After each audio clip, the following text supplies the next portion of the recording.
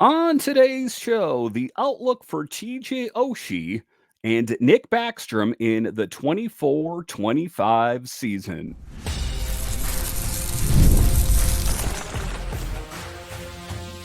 Your Locked On Capitals, your daily podcast on the Washington Capitals. Part of the Locked On Podcast Network. Your team every day. Well, hello and welcome into this edition of Locked On Capitals. I'm so glad you decided to join me today. As always, this podcast is free and available on all the major platforms, including the SiriusXM app and on YouTube. And I want to thank you for making this your first listen each and every day. My name is Dan Holme. I've covered the Capitals for the last 3 seasons for Locked On and various other outlets before that. I'm also the host of the weekly show called The Capitals Minutecast, available wherever you find your podcasts. You can find me on Twitter. It's at DanCaps218. You can find the show on Twitter. It's at Locked On Caps. And the best way that you can help grow the show is to subscribe to Locked On Capitals on YouTube and comment anything down below.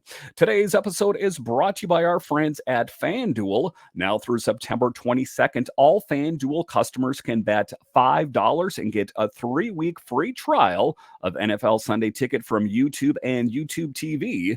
Visit FanDuel.com to get started. So in this edition of Locked On Capitals, we talk about the outlook for TJ Oshie and Nick Backstrom. If we remember last season, Nick Backstrom was the one that stepped away from hockey indefinitely after that hip resurfacing procedure, and his hip didn't respond quite the way that he had hoped and the Capitals had hoped. What does that mean for Backstrom in this upcoming season?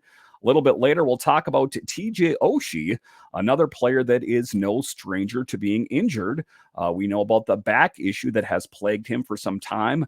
He speaks often about the fact that he has to sleep on the floor and urinate in a bottle, and he was not going to return to the Capitals unless there were certain promises that he wouldn't have to go through those same struggles. Will he join the team?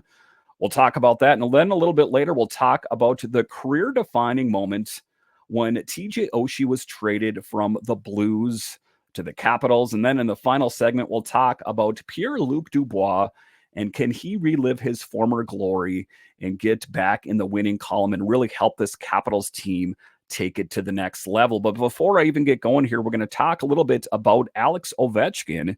I spoke about on yesterday's show that Sammy Silver of the Hockey News reported that Ovechkin is set to speak to reporters on Media Day Thursday and will be part of the group skating, which is a positive sign after leaving an informal skate early Monday morning. It seems like he's playing it safe. We'll see if he skates tomorrow again. That was from Sammy Silver and the Hockey News, so that is a promising sign. There was a little bit of worry. I was worried this morning as well that it was said that he left the ice wincing in pain, and maybe it was just being precautionary that, the training staff said, hey, listen, the formal camp isn't even starting until Thursday. How about we play it safe? And I think that ultimately that is what it is. And I think sometimes it's easy to jump to conclusions, but kind of my knee-jerk reaction from reading all of this and seeing the different video is that perhaps maybe it was just being precautionary. But let's talk about the outlook for 2 huge pieces on this team, have been for many years, but those 2 players, well, their future with the team is in question, or maybe there isn't a whole lot of question. Maybe we already know the answers that we don't want to hear. But talking about the Capitals 2024 training camp roster, the Capitals have revealed their 72-man roster for the 2024 training camp, including Nick Backstrom and TJ Oshie. Both players who are veteran forwards have uncertain statuses for the upcoming 24-25 season due to lingering injury concerns. Despite this, they are under contract and included in the training camp roster. It is unlikely, however, that either player will participate in on-ice activities during the initial non-testing day of the camp. I think that Ultimately, they're showing up because, well, they kind of have to because they are under contract with the Capitals. And it's interesting as I don't think there was, a whole lot of question about Nick Backstrom. I think that we kind of knew that he was not going to be with his team, that he would spend the last season under the contract on the LTIR. But there was a lot of questions surrounding TJ Oshie, and it kind of started to point a bit more and more to the fact that he, in fact, would not be joining the team. It does seem evident that that will be the case. However, nothing formally has been announced. But talking about Nick Backstrom's status in particular, Backstrom has been dealing with persistent hip issues, which led to him spending the previous season on long-term injured reserve. Not an ideal situation, but this was a guy that said he was in so much pain that he had a hard time tying his shoes, that he had a hard time playing with his kids, that he did his level best. And then, his play started to suffer on the ice, despite the fact that the summer before, he was playing hockey over in Sweden at a competitive level. We're not talking beer league. It was actually a competitive league over in Sweden. But things didn't quite live up to what we had hoped. And he was kind of getting bounced around a little bit by Spencer Carberry. And I ultimately think he saw the writing and was on the wall that it was his time to step away. But talking about that, although he still has 1 year left on his contract, it is widely believed that he may have effectively retired from pro hockey. The team's former GM, Brian McClellan, has previously indicated that Backstrom is expected to remain on long-term injured reserve for the entirety of the final year under contract. And much like TJ Oshie, I don't blame Nick Backstrom for making that decision. And in a lot of ways, for Nick Backstrom, the decision was made for him, kind of like it was for TJ Oshie, is that they did their level best, were key pillars on this team for so many years, and we will forever thank them for their contributions, in particular to the Capitals winning the Stanley Cup in 2018. But in Nick Backstrom's case in particular, that he is a key piece in making Alex Ovechkin the player that he is today. No doubt, Alex Ovechkin would not have scored nearly the amount of goals that he did had it not been for Nick Backstrom being that big piece for so many years at the center position. Next, let's talk about TJ Oshie's status. Similarly, Oshie has been grappling with reoccurring back problems over the past 2 seasons, resulting in extended absences from the team's lineup. His future in the game remains uncertain with no clear update on his prognosis. The Capitals general manager Chris Patrick has mentioned that the upcoming training camp will serve as a pivotal period to assess Oshie's condition. And as we take a look at how the line combinations are written out and how I had them written out, I don't see him listed anywhere on the right wing. I know that he spent time playing on the first line. He has played on the second line, but how it's kind of laid out is Wilson on that first line right wing, and then Andrew Mangiapane, that you kind of take a look down the lineup. I ultimately don't know who would slot out of the lineup to accommodate TJ Oshie. So I think they kind of tip their hand a little bit just based on the fact of them kind of plugging holes around TJ Oshie. But I guess we'll ultimately see here in the coming days and weeks. Talking about the financial impact, and you hate to make it about money, but it is a big deal here. Both player situations are of significant importance to the Capitals, particularly from a financial standpoint. The team currently exceeds the salary cap hit of $10.27 million, with only one roster spot remaining to be filled.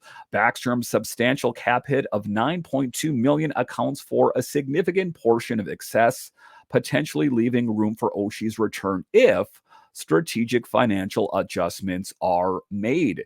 So I'm not saying it's impossible, and, nothing is set in stone. We know that as the formal start of training camp isn't even underway. That will not be until Thursday. And there's a lot of questions. Injuries, if you are a fan of the NFL in particular, you see how injuries have changed the outlook for quite a few teams around the NFL. That's going to be the case for the NHL as well, no doubt. The Capitals will face their fair share of injuries. And then there's the bubble players. We're talking Jacob Vrana, and we're talking about, Mangiapane, or not Mangiapane. We're talking about Duhaime and Radish and those kind of players there. That Miroshnichenko, for example, is he going to be on the big team, or will he be sent down to Hershey? A lot of questions. Sonny Milano as well. That even though we kind of in our minds, and I have it kind of sketched out that this player is going to be here and there, we ultimately don't know how it's all going to shake out. Is there the possibility that TJ Oshie joins the Capitals? A remote possibility, and I'm saying next to 0% chance that Nick Backstrom joins this team. It does appear that this team is getting ready to turn the page and kind of on to the next wave of Capitals players. All right, so coming up here after the break, we'll talk about TJ Oshie. He was on another podcast here recently as he spoke about kind of a change in his career, kind of a career-defining moment when he was traded from the Blues to the Capitals, and how that changed his outlook and made him into the player that he is today. We'll discuss straight ahead.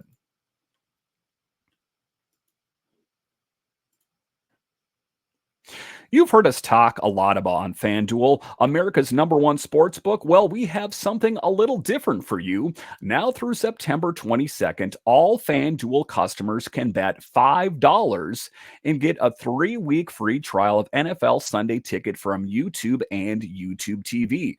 This is a really great opportunity thanks to FanDuel and NFL Sunday Ticket. If you are a fan of an out-of-market football team, well, the NFL Sunday Ticket makes it that much easier, and it's really cool that FanDuel is hooking up all the fans. Then with a YouTube TV base plan, you'll be able to watch every regular season Sunday afternoon out-of-market game. All you need is a Google account and a current form of payment, and you can cancel anytime. Just visit FanDuel.com. Download America's #1 sports book. All right, welcome back into this edition of Locked On Capitals, part of the Locked On Podcast Network, your team every day. So TJ Oshie has been a steady force on this team, a competitive player, one of the most competitive players out on the ice on any given night, a really high hockey IQ, and has been pivotal for this team for so many years. If we want to take a look back to the 2018, I know all roads lead through 2018, but he was huge for the Capitals in their push and subsequent win of the Stanley Cup. But not only that, we'll talk about his time with the Caps and how his fortunes changed a bit when he got traded out to the Caps. And make no mistake about it, has been a big piece for quite some time. Found his way to the Capitals. His high water mark with the Blues was 21 goals in the 13-14 season. So we're going to talk about TJ Oshie and his time with the Blues, and I'm not going to say that he wasn't a great player for the Blues, but he definitely upped his game when he got traded to the Capitals. So taking a look at that, the high water mark when he played for the Blues was 21 goals in the 13-14 season. The high water mark with the Capitals was 33 goals in the 16-17 season. He achieved more greatness in general with the Caps. He flourished under this environment, and that is why some people believe that the Capitals have a knack or some luck with these reclamation projects. And I'm not saying that TJ Oshie was necessarily a reclamation project, but he was a better player with the Capitals than he was with the Blues. And it's interesting. We've seen that before with Conley and different players before that. I think that that's why there's this belief that potentially Pierre-Luc Dubois can be a great player, considering the success that the Capitals have had with players such as Oshie, Devontae Smith-Pelly, those kind of players. The Blues sent forward TJ Oshie to the Capitals in exchange, if you can remember the name, Troy Brouwer, goaltender Phoenix Complete, and a third-round pick in the 2016 NHL draft. So take a look at it. The Capitals, I remember Troy Brouwer and the Brouwer Power and all of that. Quite a great player for the Capitals for so many years. And Phoenix Copley, of course, was a goalie that never really found his way on the big team, had some success down in Hershey. But all things considered, take a look at the trade. Oshie to the Caps in exchange for Troy Brouwer, Phoenix Copley, and a third-round pick in the 2016 NHL draft. not too bad. I think the Capitals won that one. Again, Troy Brouwer was good at one point, but I definitely think that TJ Oshie, all things considered, was an upgrade. In a recent interview with the Empty Netters podcast, Oshie discussed various topics, including his trade to the Capitals from the Blues, the team's 2018 Stanley Cup victory, and his hockey gear company, Warroad.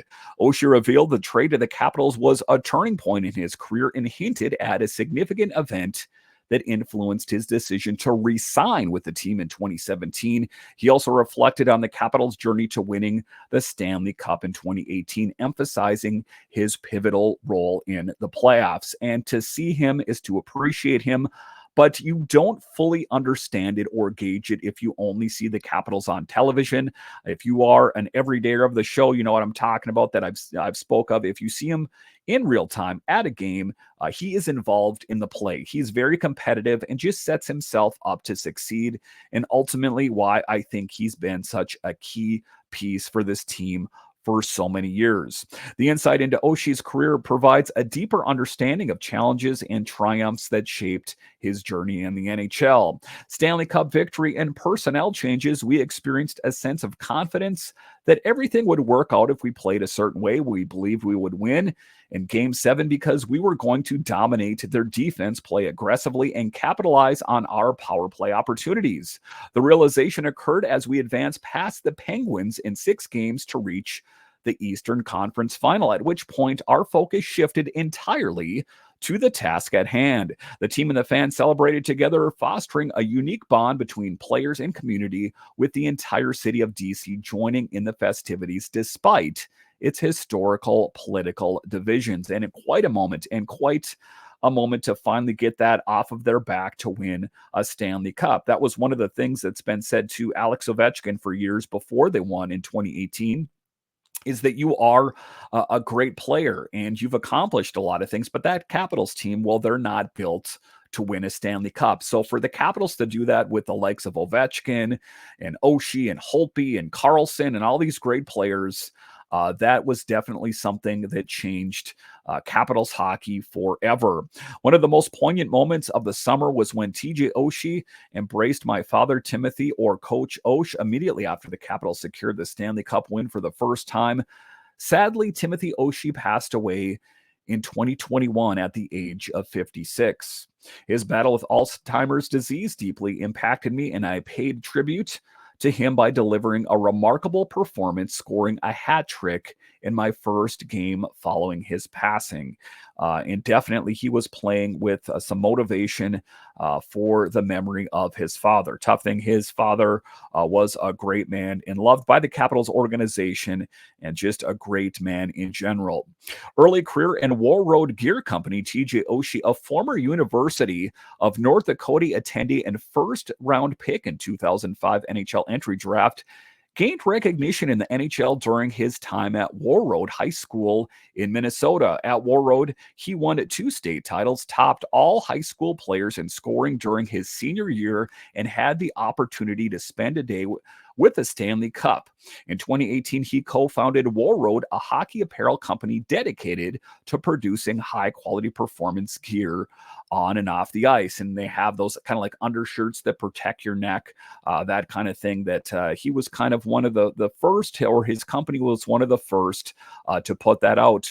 Oshie expressed initial apprehension about using the name Warroad for the brand due to its sentimental value, but after consulting with friends, they collectively decided to embrace it with a commitment to supporting youth hockey. And some players on the Capitals in general, they wear that Warroad gear. His personal difficulties with hockey gear and skin irritation inspired the development of Warroad gear, now utilized by players in the NHL, including the Capitals. Additionally, Oshie emphasized the company's creation of the neck guard, which I spoke of, particularly following the tragic death of a high school hockey player in Connecticut in 2022 due to a skate blade cut to the neck. And it's all the things that you don't think are going to happen. Like they have those guards now on the back of the skates for your Achilles tendon, those kind of things that, safety is definitely something that has been pushed to the forefront. Oshie stressed the importance of protecting young players, especially in areas where immediate medical assistance may not be readily available. So, quite a man, an entrepreneur, a guy that started his own company, and just an all around great guy. I'm happy that the Capitals had him on the organization for so many years, despite what the future may hold. He will ever go down as one of the great Capitals players of all time. And, just taking a look at it is a bit bittersweet and sad at the end of the day that these guys that were so huge for so many years appear to be stepping away from this team. And I know that TJ Oshie hasn't formally said that he's stepping away, or the Capitals organization has not said that, but it tends to seem like it is heading in that direction. If he did, in fact, play his last game of hockey with the Capitals and the NHL, then I will fondly remember his many contributions. One of the best players to ever do it, in my opinion, and we wish him nothing but success in the future. All right, so coming up here after the break, we'll talk about PLD and having back-to-back 60-point seasons. Does he have another one of those 60-point seasons in the tank?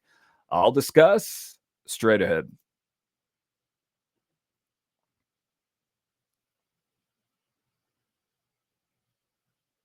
All right, welcome back into this edition of Locked On Capitals, part of the Locked On Podcast Network, your team every day, as this show is back to 5 shows a week as we are ramping up and getting ever closer to the start of training camp, which will be on Thursday. And then the news will be coming out frequently about this player's in and that player's not working out and all those kind of things. And Locked On Capitals will have you covered the entire way. Let's not forget Locked On Capitals, your only daily year-round podcast covering the Washington Capitals. And I want to thank all of you that have listened for the longest time, and new listeners or watchers of the show. I do appreciate it. But next, let's talk about Pierre-Luc Dubois, a guy that was traded for this past summer here, the deal that sent Darcy Kemper out to the Kings. And we take a look at PLD, and if we take a look at him historically, I think that there is a pretty good upside. Back-to-back 60-point seasons. And I'm going to go ahead and say that last season with the Kings was just, well, a bit of a blip on the radar. I think he was misutilized. I think he was underutilized. I don't think that the coaching, the GM, I just don't think it really fit in with Pierre-Luc Dubois' style.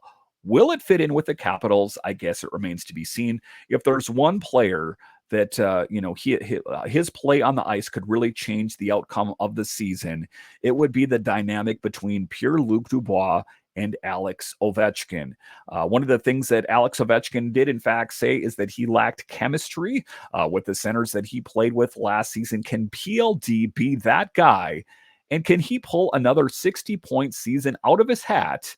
I guess that remains to be seen. But talking about Pierre-Luc Dubois and flirting with 60 points, Pierre-Luc Dubois was traded to the Capitals this offseason after a disappointing year with the Kings. Dubois arrived in LA as the team's premier offseason acquisition. Some hoped that he could eventually replace Anze Kopitar as the team's top-line center down the line. In the end, things simply didn't work out. And how much of that was on PLD? How much of that was on the Kings? And there's a lot of star power there. Kopitar is quite a player for the Kings. And it's not just him. I mean, I think that the Kings are quite a team. And on paper, it seemed like that Dubois would be a really good upgrade. But sometimes things are a mismatch. Sometimes it is a round peg in a square hole. Talking about, though, Dubois finished the 23-24 season with 16 goals and 40 points. This is a far cry from his last performance with the Winnipeg Jets before the trade to LA. Dubois posted back-to-back 60-point campaigns with Winnipeg. He failed to match this level of production after his trade to the Kings. In fact, he earned a demotion to the fourth line during the 23-24 season. That is the underutilized part or misutilized part I'm talking about. And, some people could say, well, he was demoted because of his play. But at the end of the day, I think that, it's not a rubber stamp. It's not a one size fits all with these players. It's all about approach. And I think that Spencer Carberry could potentially be that head coach that could get the most out of Pierre-Luc Dubois. LA explored trading Dubois during the season last year. However, they didn't strike until the summer. Now with Washington, Dubois has a chance for another fresh start. He has a lofty expectation on him given the 8-year contract he signed last season. The Capitals absorbed all of this contract, so those expectations remain high. And, it's one of the things that, pushing all your chips on these risky moves that former GM Brian McClellan spoke of. Dubois will get opportunity to bounce back in the 24-25 season, and he should return to form to some extent. The former Kings player will flirt with reaching the 60-point mark this upcoming year. His performance should help Washington on the ice.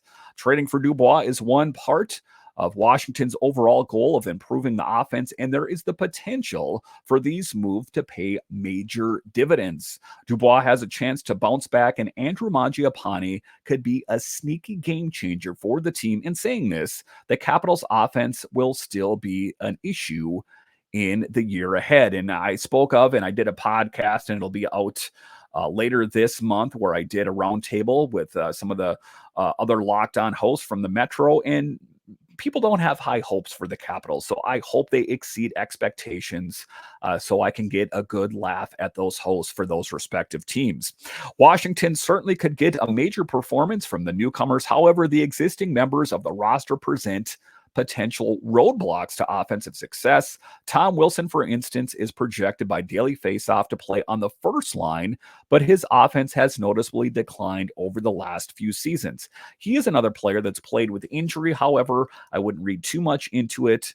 I think that ultimately Tom Wilson or Andrew Mangiapane will be on that either top line, right wing. They could vacillate back and forth. Again, these things are never set in stone. It's all going to depend on the play on the ice. Additionally, the Capitals have a lot of faith in Alex Ovechkin entering this season. It certainly makes sense, as he is only 41 goals behind Wayne Gretzky for the all-time goal-scoring record. In saying this, he showed signs of decline in the first half of last season. He did bounce back, but can he recover from another first half slump again? And it doesn't help that we were talking about injuries before the formal start of the season. We're hoping he's going to be a full go on Thursday. I guess it will just have to wait and see. There are too many variables to play and to say and to kind of make a prediction on this 24-25 season. Washington's offense certainly may not be as bad as it was a year ago, but don't expect this team to be better offense than other teams in the NHL. And that's kind of a broad statement. I think that when you take a look at it, I think the Capitals will take a step forward. How much better will they be versus last season? I guess a lot remains to be seen. How are injuries going to factor into all of these kind of things? Again, it's not optimal that we hear about Alex Ovechkin, the captain of the team, talking about being injured. And, a lot of question marks. These risky moves I talk about quite often that Brian McClellan said. PLD, Andrew Mangiapane, Duhaime, Radish, Chikrin, Roy, Logan Thompson, all players with potential upside, but also fraught with potential risk. What if they don't live up to expectation? What if they're injured? I guess it's going to be a wait and see thing. But as someone that covers this team and is a fan for many years, my thought on it is I'm going to lead with an optimistic foot. I don't think it's the right idea to go into this upcoming season thinking, well, the Capitals are doomed. I choose to think the Capitals will exceed expectations. All right. Once again, I want to thank you for joining me on this edition of Locked On Capitals, your only daily year-round podcast covering the Washington Capitals. And I want to thank all of you that listen on the audio side and watch this on YouTube. You are ultimately what makes this show successful. All right. Once again, I want to thank you for joining me on this edition of Locked On Capitals, part of the Locked On Podcast Network, your team every day. My name is Dan Holney, and I'll talk to you again next time.